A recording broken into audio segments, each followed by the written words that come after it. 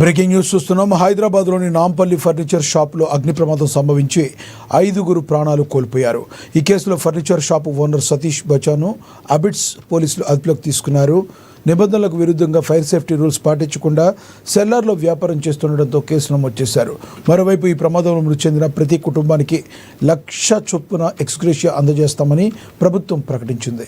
ఈ మేరకు హైదరాబాద్ జిల్లా కలెక్టర్ హరిచందన్కు మంత్రి పొంగులేటి శ్రీనివాసరెడ్డి ఆదేశాలు జారీ చేశారు. భవిష్యత్తులో ఇలాంటి ఘటనలు పునరావృతం కాకుండా అగ్నిమాపక నిబంధనలు, భద్రతా ప్రమాణాలపై కఠినంగా చర్యలు తీసుకోవాలని తెలిపారు. నిన్న మధ్యాహ్నం నుంచి పోలీస్ యంత్రాంగం మరియు fire department, NDRF plus electricity వాళ్ళు టైమ్లీ వాళ్ళు స్పందించి అంత ఎలక్ట్రిసిటీ ఆఫ్ చేయడం జరిగింది. ఈ మంటలు 2-3 అవర్స్లోనే బాగా ఫ్లేమ్స్ వచ్చి మొత్తం ఎంటైర్ బిల్డింగ్ అంతా స్మోక్తో నిండి ఉన్నది.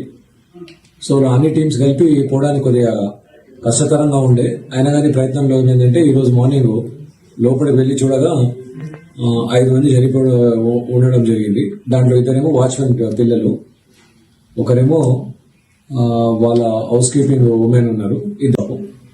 దీనికి ఆల్ డిపార్ట్మెంట్స్ కోఆర్డినేట్ చేస్తూ చాలా కష్టతరంగా ఈ ఆపరేషన్ చేయడం జరిగింది.